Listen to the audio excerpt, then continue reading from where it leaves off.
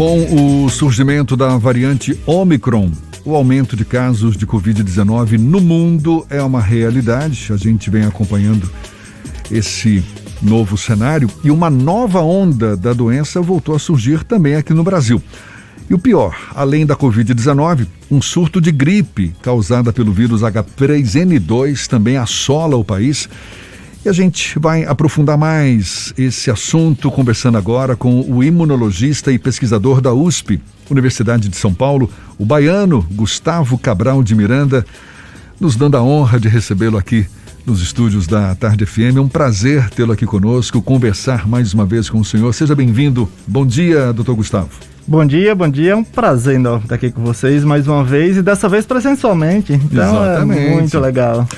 A gente já teve a oportunidade de conversar sobre esse cenário de pandemia e sempre me lembro da sua parte, apontavam uma perspectiva não muito favorável, né? A gente ainda vivia aumento de casos, a perspectiva de uma continuidade dessa pandemia, e é o que vem se confirmando por hora. Agora, com essa variante Ômicron, tem a gripe assolando também grande parte do país.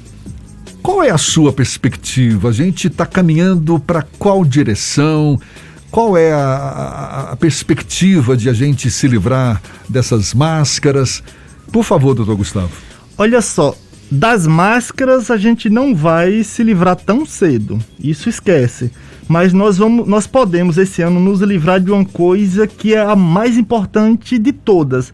É nos livrarmos das mortes provocadas pela Covid-19. Opa. Isso é a mais importante. E nós temos todas as armas para isso. Temos todas.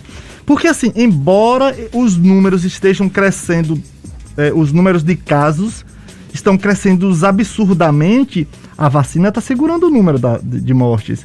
Se a gente for parar para pensar, imagina, a gente conversando lá em abril do ano passado, nós chegamos a bater a marca de 4 mil mortes por dia. Nós estamos baixando o número de 100 mortes por dia. E o objetivo desse ano, para mim, é muito claro, falar como cientista, é muito claro e extremamente possível nós estarmos diariamente falando. O número de mortes provocado pela Covid-19 nas últimas 24 horas foi 0. Agora, se a gente tem essa perspectiva de acabar com as mortes provocadas pelo coronavírus, isso por conta da imunidade, da vacinação, isso. Não é? Isso não abriria uma brecha para a gente se livrar dessas máscaras também, na medida em que a gente vai estar mais fortalecido? Quando nós chegarmos a zerar, sim, mas nós não chegamos a zerar assim de um mês para o outro. Então, por isso que eu falo, este ano nós precisamos colocar em nossa cabeça que, olha, a máscara é como se fosse um componente do nosso corpo, uma camisa, um short, para o ano de 2022. E junto com a vacina, juntando essas duas coisas, é o que nos dá mais esperança de a gente falar, olha, nós podemos chegar no final do ano tendo vários dias, um atrás do outro, falando, ó, 0 mortes, 0 mortes, 0 mortes. E esse, para mim, é o grande sonho e objetivo, em particular, tá? Porque quando a gente imagina isso, a gente vai estar com uma perspectiva de que, olha, nós vamos ter que conviver com o vírus por muito tempo. Tá? Esquece que o resto da vida, né? Isso, o vírus não vai desaparecer. Que nem o vírus da gripe. Exatamente, o vírus não vai desaparecer. Mas com a soma das vacinas e o cuidado da máscara, a gente tem muito mais tempo, por exemplo, para desenvolver mais medicamentos. Porque quando surgir uma situação em um foco local, a gente vai lá e atua de forma bem precisa, objetiva e controla. Então a gente precisa trabalhar nisso. Ao mesmo tempo, a gente não pode ser inocentes. Tudo gira em torno de articulação política. Por que eu estou falando isso? Porque, como a gente vive uma pandemia, então o planeta todo está envolvido, a gente não pode ser inocente de achar que apenas nós cientistas vamos controlar. Nós vamos oferecer as armas, mas a gente precisa das lideranças para conversar entre elas, internacionalmente eu estou falando, para que leve vacinação para a população inteira.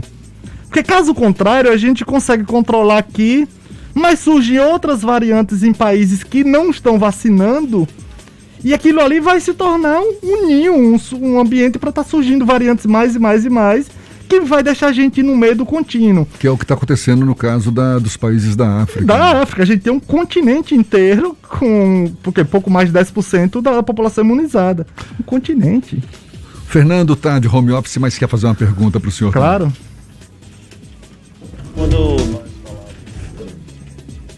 Peraí, Fernando, peraí. Agora repete a pergunta aí. Boicotando como sempre, né? Gustavo, quando a gente falava sobre a vacinação lá em 2020, a gente conversa com você desde 2020, havia uma expectativa muito grande sobre a chegada dos imunizantes. Em janeiro do ano passado, os imunizantes chegam e se inicia uma campanha de vacinação que demora por conta de diversas circunstâncias, inclusive políticas. De agosto, setembro para cá, a gente tem uma aceleração desse processo de vacinação e temos um bom número de pessoas já vacinadas, mas nós não atingimos o percentual ideal de vacinação para que haja uma imunidade coletiva que permita algumas flexibilizações. Qual o percentual indicado para que nós tenhamos uma tranquilidade maior para que o Brasil não se torne um ninho de formação de novas variantes? É possível determinar essa base? Perfeita essa colocação.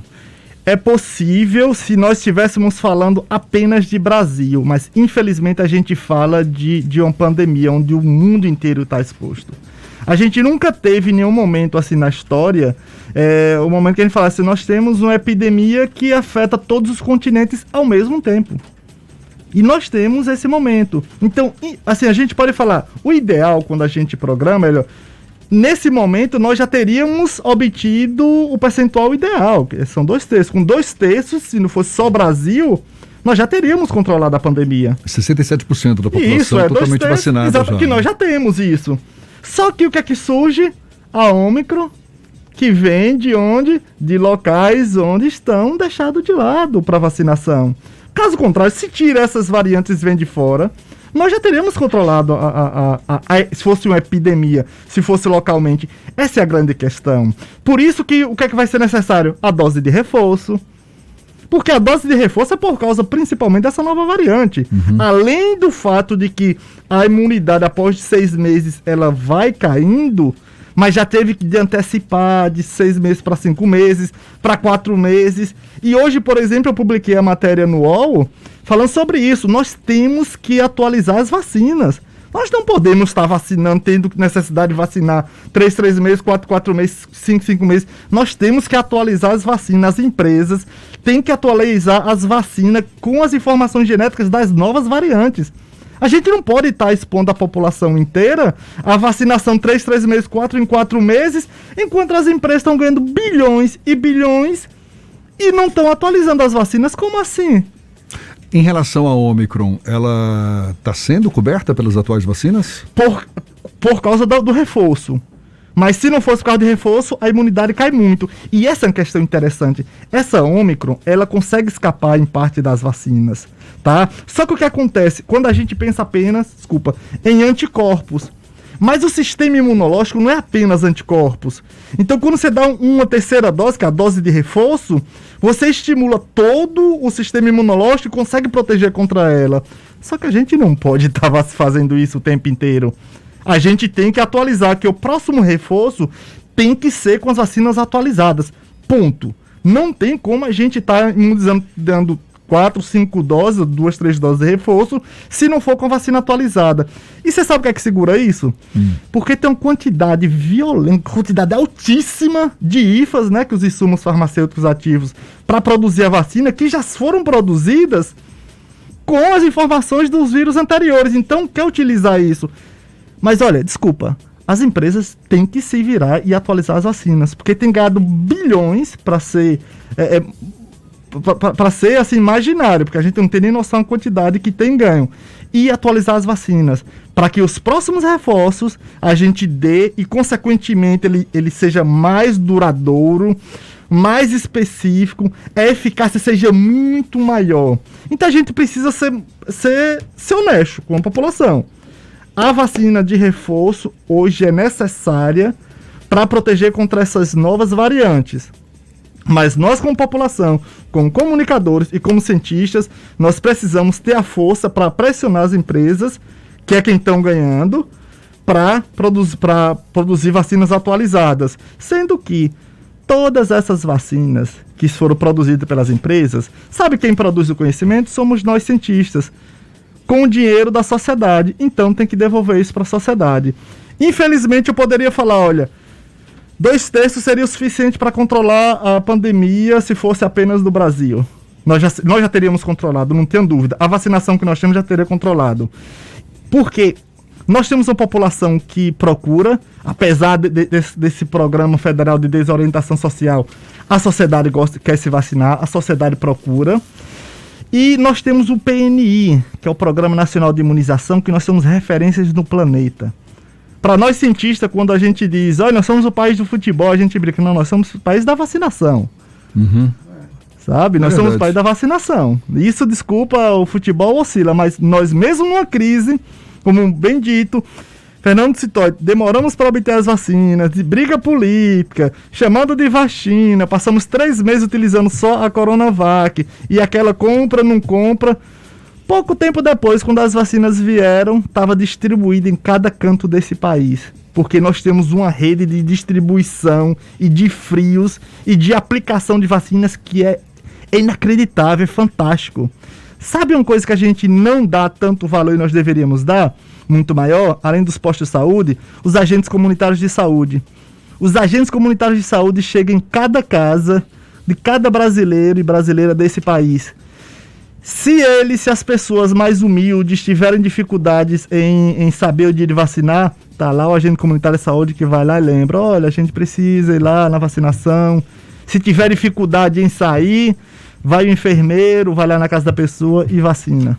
Então nós temos essa rede de distribuição, de manutenção com os frios e dos postos de aplicação com os agentes comunitários de saúde que chega na casa de cada pessoa, que faz com que a gente saia, mesmo numa dificuldade em que o Programa Nacional de Imunização está muito mal administrado para ser bacana, para ser bondoso, nós conseguimos imunizar 2/3 da população tão rapidamente. Nós passamos Estados Unidos, nós passamos Inglaterra, Reino Unido. Sim, nós passamos como se passa um carro de Fórmula 1. Porque eles saíram na frente, mas muito na frente, e nós conseguimos passar. E agora, finalmente, prestes a vacinar as crianças também, o último público, né? Graças a Deus. Graças a Deus. Sim. Não, porque assim, as pessoas têm levado em consideração algumas questões muito estranhas para mim. As pessoas falam, mas o número de mortes é baixo. Eu falei, eu não sei o que quer dizer baixo para vocês, porque a gente tá falando desse último acontecimento que caiu ali, morre 10 pessoas, todo mundo fica aterrorizado, claro, com razão. Olha só, eu mesmo fui levantar os dados eu e alguns amigos do Ministério da Saúde, com o Update SUS, e, poxa, crianças e adolescentes, 2.302 mortes. Entre maio de 2020 e outubro de 2021, que foi antes do colapso. Mais de 2.000, hoje nós temos 2.400, 2.500 mortes entre crianças e adolescentes. Eu não sei o que quer dizer um número baixo, porque eu acho que se achar isso baixo é banalizar a vida. A gente falou, sei lá, World Trade Center, quando houve a queda ataque terrorista, quando teve 700 mortes, os Estados Unidos declarou guerra ao mundo. Entende? 10 anos de guerra foram 150 mil mortes, é muita coisa. Tem nada de número pequeno aí. Não tem. E outra coisa, a gente vai voltar às aulas agora, tá? Então esse período em que deveria tá gerando confusão, era para estar buscando vacinas, porque a vacina é diferente que aplica em adultos para crianças.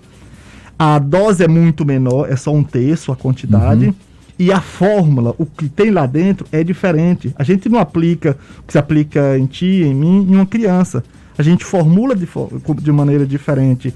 Então, enquanto gerava isso, era para buscar vacina. Vacina essa que começou a ser aplicada nos Estados Unidos, foi licenciada no final de outubro, início de novembro foi licenciada, um mês depois já tinha mais de 5 milhões de crianças aplicadas. Hoje já tem mais de 7 milhões de crianças imunizadas. Doutor Gustavo, sempre um prazer conversar sobre esse assunto. Um prazer tê-lo aqui dessa vez presencialmente conosco. É uma pena que o nosso tempo já está indo embora, mas espero que a gente tenha novas oportunidades aí de atualizar essa conversa. Será sempre uma alegria, um prazer. Baiano, hein? E que eu possa conhecer Gustavo Cabral pessoalmente. Exatamente, exatamente. Imunologista, pesquisador da USP e baiano, né? Baiano. Olha aí, ó. Baiano aqui do sertão da Bahia, lá de Tucano, Crenguié, lá do nosso sertão, Caldas do Jorro. É um prazer enorme estar aqui, porque eu acho que é sempre gostoso falar em nossa casa. É sempre bom a gente chegar, bater um papo com a nossa turma, na realidade. Então, contem comigo sempre. Que eu puder colaborar de alguma forma para a saúde pública, para a ciência, educação, enfim, conta comigo. Maravilha, muito obrigado. Sempre conte conosco também. Será sempre uma alegria. Muito obrigado, um bom dia mais uma vez. Até uma próxima, agora 8h50 na Tarde FM.